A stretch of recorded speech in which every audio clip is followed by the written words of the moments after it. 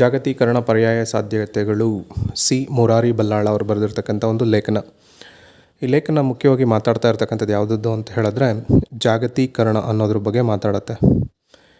ಏನು ಈ ಜಾಗತೀಕರಣ ಅಂತ ಹೇಳಿದ್ರೆ, ಈ ಜಾಗತೀಕರಣ ಅನ್ನೋದು ಭಾರತಕ್ಕೆ ಯಾವಾಗ ಬಂತು, ಇದನ್ನು ನಾವು ಫಸ್ಟ್ ತಿಳ್ಕೊಂಡ್ರೆ ಜಾಗತೀಕರಣ ಅಂದರೆ ಏನು ಅನ್ನೋದು ಅರ್ಥ ಆಗ್ತಾ ಹೋಗುತ್ತೆ. ಈ ಜಾಗತೀಕರಣ ಅನ್ನೋದು ಥಿಯೋಡರ್ ಬೇಕನ್ ಅಂತಕ್ಕಂಥ ಒಬ್ಬ ವ್ಯಕ್ತಿ ಜಾಗತೀಕರಣ ಅನ್ನೋ ಪದವನ್ನು ಮೊದಲಿಗೆ ಬಳಸ್ತಾನೆ.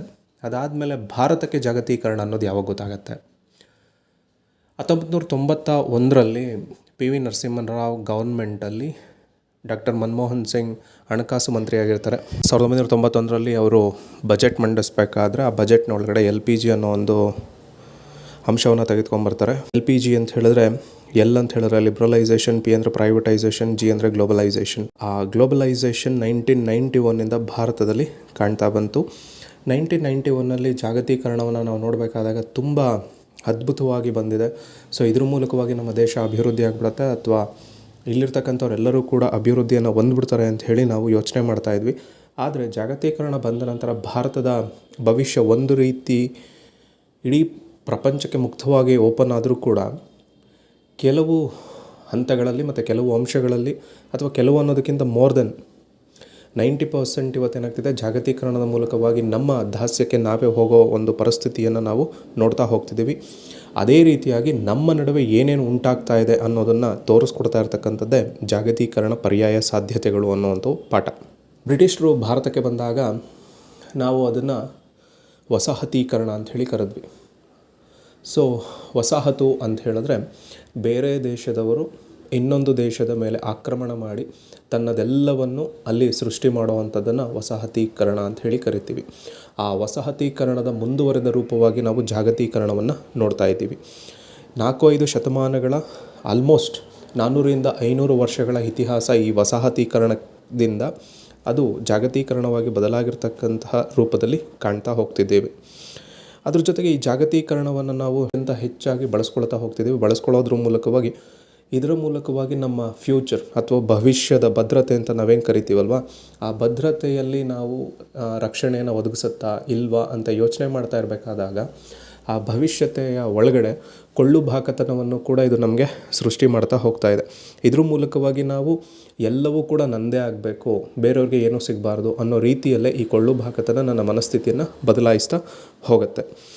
ಈ ಕೊಳ್ಳುಬಾಕತನದ ಮೂಲಕವಾಗಿ ಅಭಿವೃದ್ಧಿಗೆ ಸಂಕೇತವಾಗಿ ತೋರಿಸುತ್ತೆ ಅಂತ ನಾವು ಅಂದ್ಕೊಂಡ್ರೂ ಕೂಡ ಈ ಅಭಿವೃದ್ಧಿ ಒಂದು ಮಟ್ಟದಲ್ಲಿ ಕಾಣುತ್ತೆ.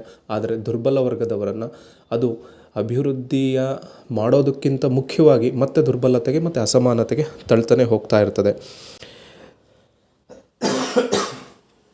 ಸೊ ಅಭಿವೃದ್ಧಿಯಿಂದ ಅವರನ್ನು ದೂರ ಮಾಡಬೇಕು ಅಂತ ಹೇಳಿಬಿಟ್ಟು ದೊಡ್ಡ ದೊಡ್ಡ ವ್ಯಕ್ತಿಗಳು, ದೊಡ್ಡ ಮಹಾನ್ ರಾಜಕಾರಣಿಗಳೆಲ್ಲರೂ ಕೂಡ ತಮ್ಮ ತಮ್ಮ ಬೋರ್ಡ್ ರೂಮ್ಗಳಲ್ಲಿ ಅಭಿವೃದ್ಧಿಯನ್ನು ಮಾಡೋದಕ್ಕೆ ಯೋಚನೆ ಮಾಡ್ತಾ ಹೋಗ್ತಿರ್ತಾರೆ. ಆದರೆ ಆ ದುರ್ಬಲ ವರ್ಗದವರು ಅದೇ ಜಾಗತೀಕರಣದಿಂದ ಏನಾಗ್ತಿರ್ತಾರೆ, ತಮ್ಮ ಶಕ್ತಿಯನ್ನು ಕಳ್ಕೊಂಡು ಹೀನಾಯ ಸ್ಥಿತಿಗೆ ಮುಟ್ತಾ ಹೋಗ್ತಾ ಇರ್ತಾರೆ. ಹೀಗೆ ಜಾಗತೀಕರಣ ಅನ್ನೋದು ನಮ್ಮ ನಡುವೆ ಬಲಯುತವಾಗಿ ಬೆಳೀತಾ ಹೋಗ್ತದೆ. ಇದೇ ಜಾಗತೀಕರಣ ಇನ್ನೊಂದು ಕಡೆ ಏನು ಹೇಳ್ತಾ ಕರಿತೀತಾರೆ ಅಂತ ಹೇಳಿದ್ರೆ ನಿರ್ಗತೀಕರಣ ಅಂತ ಹೇಳಿ ಕರೀತಾರೆ. ನಿರ್ಗತೀಕರಣ ಈಸ್ ನಥಿಂಗ್ ಬಟ್ ಪಾಪರೈಸೇಷನ್ ಅಂತ ಹೇಳಿ ಕರಿತೀವಿ. ಸೊ ಅಭಿವೃದ್ಧಿ ಇದರ ಮೂಲಕ ಅನೇಕರನ್ನು ಹೊರಗಿಡುವ ಸಂಸ್ಕೃತಿ ಕೂಡ ಬೆಳೆಯಿತು. ಅಂದರೆ ಶ್ರೀಮಂತರು ಮಾತ್ರ ಒಳಗಡೆ ಇರಬೇಕು, ಬಡವರು ಎಲ್ಲರೂ ಕೂಡ ಹೊರಗಡೆ ಇರಬೇಕು ಅನ್ನೋ ರೀತಿಯಲ್ಲೇ ಎಲ್ಲರನ್ನೂ ಕೂಡ, ಅಂದರೆ ಎಲ್ಲರೂ ಅಂತ ಹೇಳಿದ್ರೆ ಶ್ರೀಮಂತರು ಒಂದು ಕಡೆ ಇರ್ತಾರೆ, ಬಡವರು ಇನ್ನೊಂದು ಕಡೆ ಇರ್ತಾರೆ. ಅವ್ರು ಒಳಗೆ ಬರೋದಕ್ಕಾಗೋದಿಲ್ಲ, ಇವರು ಹೊರಗಡೆ ಹೋಗೋದಕ್ಕೆ ಸಾಧ್ಯತೆಯೇ ಇಲ್ಲ. ಅವ್ರು ಒಳಗೆ ಇರ್ತಾರೆ, ಇವ್ರು ಹೊರಗಡೆ ತಮ್ಮನ್ನು ತಾವು ಇದರೊಳಗಡೆ ಸೇರಿಸ್ಕೊಳ್ಳೋಕ್ಕಾಗದಲ್ಲೇ ಪಾಪರಾಗ್ತಾ ಹೋಗ್ತಾ ಇರ್ತಾರೆ. ಅಭಿವೃದ್ಧಿ ಅಥವಾ ಜಾಗತೀಕರಣ ಇನ್ನೊಂದು ಕಡೆ ಎಲ್ಲರನ್ನ ಹಿತ ಕಾಯಬೇಕು ಅಂತ ಬಂತು ಅಂತ ನಾವು ತಿಳ್ಕೊಂಡ್ರೂ ಕೂಡ ಎಲ್ಲರಿಗೂ ಕೂಡ ಅದು ಹಿತವನ್ನು ಕಾಣಲಿಲ್ಲ. ಹಿತದ ಮೂಲಕವಾಗಿ ಅಸಮಾನತೆಯನ್ನು ನಮ್ಮ ನಡುವೆ ಬಿತ್ತುತ್ತಾ ಹೋಯಿತು. ಅದಕ್ಕೊಂದು ಎಕ್ಸಾಂಪಲ್ ಏನು ಜಾಗತೀಕರಣ ನಮ್ಮ ನಡುವೆ ಉಂಟು ಮಾಡ್ತು ಅಂತ ಹೇಳಿದ್ರೆ, ಅನೈತಿಕ ವ್ಯಾಪಾರ, ಲಾಭ, ಜಾಹೀರಾತು, ಪ್ರಣೀತ ಮಾರುಕಟ್ಟೆ, ನಿಸರ್ಗದ ಅಸಹ್ಯ ಲೂಟಿ ಇವೆಲ್ಲವೂ ಕೂಡ ನಮ್ಮಲ್ಲಿ ಜಾಸ್ತಿ ಮಾಡ್ತಾ ಹೋಯಿತು. ಈ ವಿಕೃತವಾಗಿರ್ತಕ್ಕಂಥ ಜಾಗತೀಕರಣ ನಮ್ಮ ನಡುವೆ ನಡೆದು ಆರೋಗ್ಯಕರವಾಗಿಲ್ಲದೆ ಇರತಕ್ಕಂಥ ಪೈಪೋಟಿಯನ್ನು ಸೃಷ್ಟಿ ಮಾಡ್ತು. ದಕ್ಷತೆ, ಅಸಮಾನತೆಗಳೆಲ್ಲವನ್ನು ಕೂಡ ಉಂಟು ಮಾಡ್ತು. ನಾವು ಸಮಾನವಾಗಿ ಎಲ್ಲವನ್ನು ತೋರ್ಪಡಿಸ್ಬೇಕು ಅಂತ ಹೋಗ್ತಾ ಇದ್ರೂ ಕೂಡ ಅಲ್ಲಿ ಕೊಳ್ಳುಬಾಕತನ ಅನ್ನೋದು ಅಭಿವೃದ್ಧಿಗೆ ವಿರುದ್ಧವಾಗಿ ಬಂದ್ಬಿಟ್ಟು ನಮ್ಮನ್ನೆಲ್ಲವನ್ನು ಕೂಡ ಪೈಪೋಟಿ ಯುಕ್ತರನ್ನಲ್ಲಾಗಿ, ಅಂದರೆ ಪೈಪೋಟಿಯನ್ನು ಮಾಡೋಕ್ಕೆ ಶಕ್ತಿ ಇಲ್ಲದೆ ಇರೋ ರೀತಿಯಲ್ಲಿ ಮಾಡಿಬಿಡ್ತು. ಅದ್ರ ಜೊತೆಗೆ ಈ ಪೈಪೋಟಿಯನ್ನು ಒಂದು ಗ್ಲೋಬಲ್ ವಿಲೇಜ್ ಅನ್ನೋ ಒಂದು ಕಾನ್ಸೆಪ್ಟ್ ಅಡಿಯಲ್ಲಿ ತೆಗೆದುಕೊಂಬಂದ್ಬಿಟ್ರು. ಸೊ ಗ್ಲೋಬಲ್ ವಿಲೇಜ್ ಅನ್ನೋದು ಇಸ್ ಅ ಕಾನ್ಸೆಪ್ಟ್. ಬಟ್ ಈ ಗ್ಲೋಬಲ್ ವಿಲೇಜನ್ನು ಒಂದು ಕ್ಲಿಯರ್ ಆಗಿ ಅಥವಾ ಸಾಂಕೇತಿಕವಾಗಿ ಇಲ್ಲಾಂದರೆ ಅಸ್ಮಿತೆಯ ರೂಪವಾಗಿ ನಾವು ತೋರಿಸೋದಕ್ಕೆ ಸಾಧ್ಯತೆ ಇಲ್ಲ.